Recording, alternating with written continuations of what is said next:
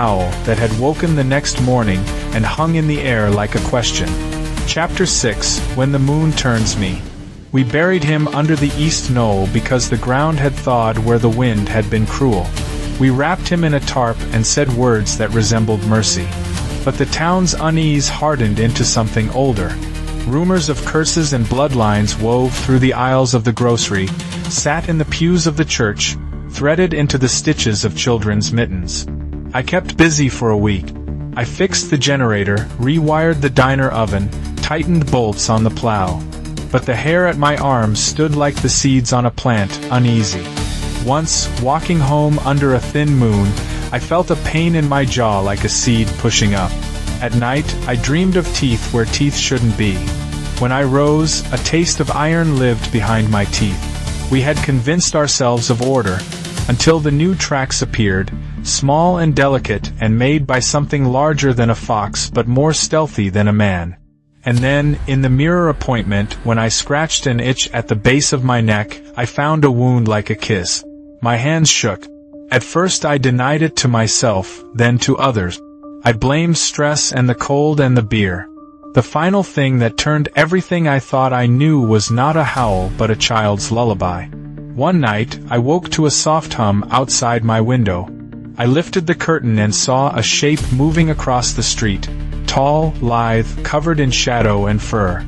It stopped, turned, and for one terrible beat I saw the face of the man we had killed, this time with the wrong angle to his jaw and the glint of something wild in his eyes.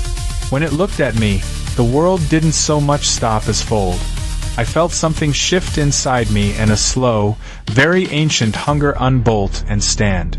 I did not want to hurt anyone. I wanted light and a hand and words that would set it back down like a cat on the floor. I did not get that. They found my boots by the river the next morning, and pieces of a coat. The town decided the creature had left. The mayor gave a speech about resilience, and the sheriff tightened his jaw. They did not find the thing that had been me the night the moon took me, because once it happens the body is only a place memory leaves. So here I am, telling you a story with my voice. Maybe it is penance. Maybe it is warning. Maybe it is both. I do not know if this reaches you as grief or as confession. I can tell you that Briar's Hollow never recovered fully. People left in the spring and others stayed and built new fences and learned to lock their doors earlier. The rumor was spread that the killer had been a traveler, someone passing through. The truth is slipperier. Sometimes, when the sky is a near white soft thing and the wind wagged its fingers at the trees, I can feel the old world scrape at the inside of my skull. I worry about the nights. I check the locks. I tell myself I have it under control. But the moon is patient. If you enjoyed this tale, please subscribe to the channel, activate notifications, give the video a like, leave a comment, and share the video with friends.